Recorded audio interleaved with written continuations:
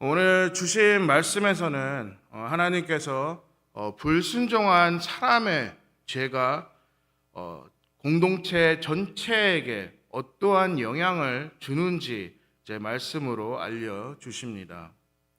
6장에서 이스라엘 백성들은 여호와 하나님의 은혜와 인도로 그들은 순종하고 강하고 견고한 여리고 성을 점령하게 됩니다. 하지만 오늘 본문에서 나오는 이 작은 아이 성에서의 전투에서 이스라엘은 쓰라림 패배를 경험하게 됩니다. 함께 본문 7장 1절부터 5절 말씀 한번 보겠습니다.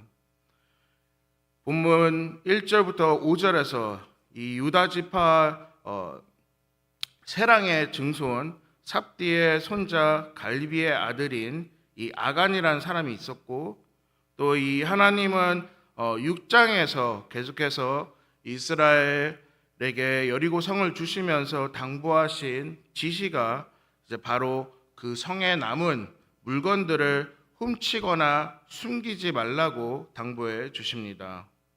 하지만 이 아간이란 사람은 하나님의 지시를 어기고 그는 탐욕으로 물건을 훔치게 되고 또 하나님이 말씀하신 대로 그것을 숨기게 됩니다.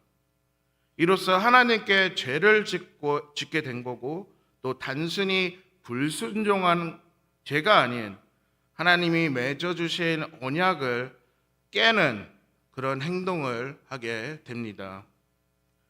1절 끝부분에서 알 수 있듯이 이 한 이스라엘 유다 지파 자손의 행위를 이 이스라엘 자손들에게는 진노하시니라라고 표현을 해주십니다. 이처럼 이스라엘 자손들 또한 한 사람의 죄로 인해, 또 그 사람은 아간이고 그 죄로 인해서 다른 이들도 자손들도 공범자라고 말씀해 주시는 부분을 보게 됩니다. 저희가 이 공동체라는 이름이 단순히 함께하는 무리라고 생각하고 살아갈 수 있지만, 하나님이 보시는 이 공동체란 죄 또한 함께하는 책임을 공유하는 그런 공동체라고, 또 그런 중요성을 하나님은 이스라엘에게 말씀해 주십니다. 또한 하나님께서 이전에 이제 6장 18절부터 19절에서 이스라엘을 위해 미리 이렇게 경고를 해주셨습니다. 6장 18절부터 19절 제가 읽어드리겠습니다.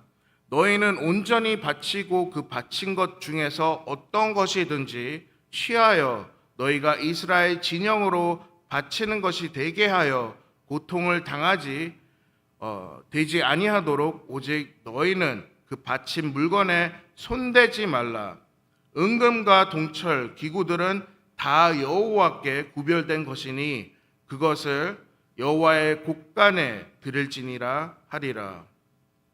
이렇게 하나님은 이스라엘에게 여리고 성이라는 곳을 주셨고, 또 주신 이후에 경고에서도 경고를 주셨지만, 이스라엘 백성과 또 맺어주신 이 언약을 이 한 사람의 죄악으로 또 위반하게 되고, 또 그 죄로 인해 하나님의 이름에 이제 모독을 하며 최악의 범죄가 되게 된 것입니다.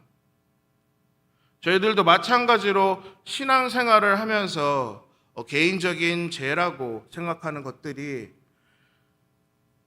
저희 주님의 공동체 안에서 안 좋은 영향을 미칠 수 있다는 중요한 부분을 또 저희는 알아야 합니다.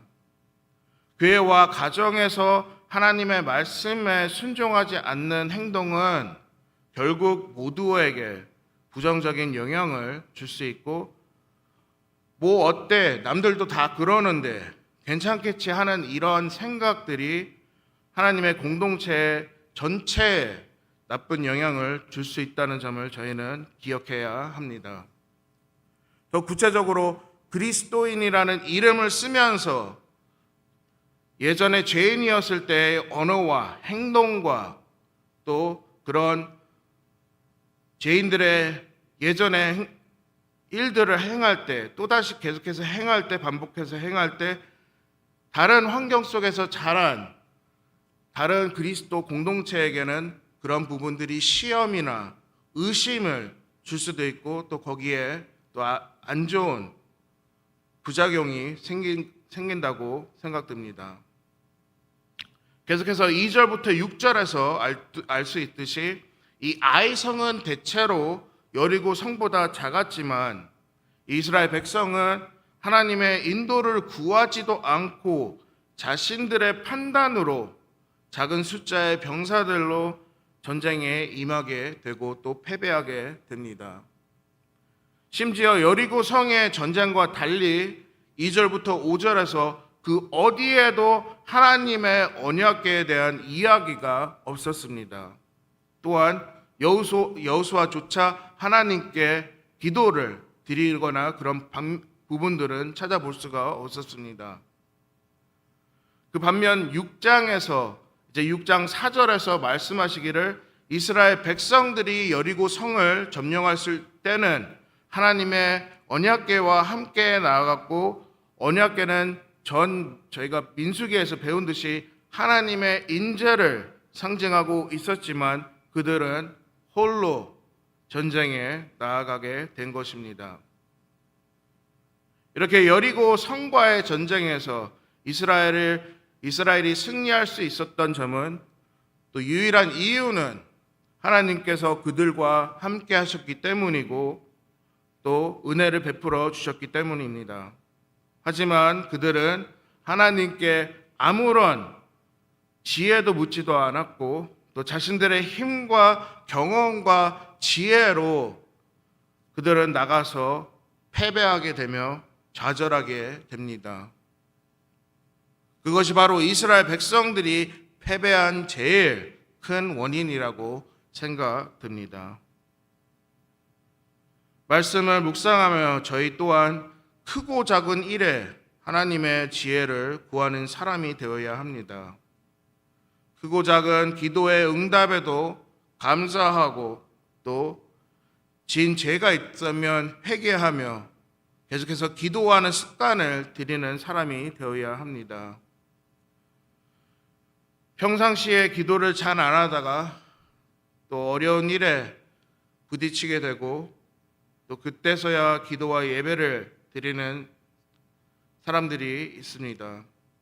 오해하지 마시길 바랍니다. 저는 죄책감을 드리는 것이 아닙니다. 단지 저희에게 전해주시는 말씀처럼 저희는 늘 하나님께 기도하고 의지하고 또 계속해서 답을 찾는 신앙 공동체이기 때문입니다. 오늘 주신 말씀을 통해 다시 한번 저희가 하나님을 신뢰하지 않고서는 저의 힘으로 문제들을 해결할 때 저희들의 마음도 똑같이 녹아 물같이 될 수 있다는 점을 기억해야 합니다. 세상 속에서 살아갈 때 주님은 늘 저희와 함께 동행하길 원하십니다. 그것은 바로 저희들이 이 세상에서 승리할 수 있는 거룩한 하나님의 공동체가 될 수 있다는 점이라고 생각이 듭니다. 계속해서 6절부터 15절에서 하나님은 여호수아에게 아이성의 이 패배한 원인을 알려주시고 또 숨기려고 했던 이 한 사람의 죄로 인해 이스라엘 공동체 전체가 패배한 사실을 11절부터 12절을 통해서 알려주십니다. 또다시 하나님의 공동체의 삶의 의미가 무엇이고 또 그 뒤에 따라오는 책임감을 이제 그 이스라엘 또한 여호수아에게 이우치게 하십니다.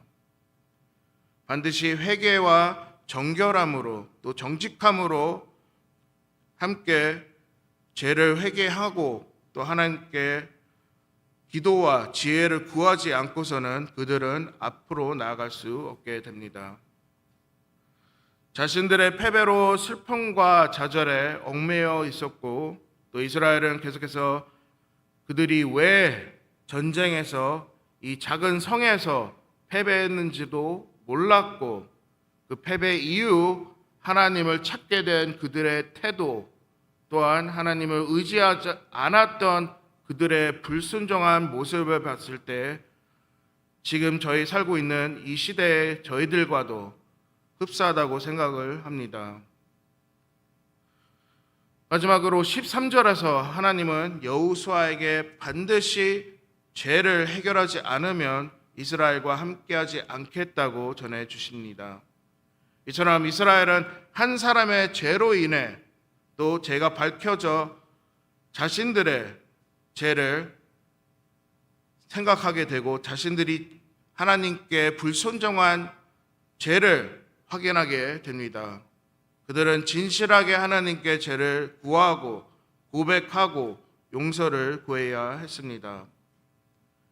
한 사람의 실수가 아닌 그것은 바로 하나님이 맺어주신 그분의 소중한 공동체 전체의 회개 기도를 하나님은 기다리셨습니다.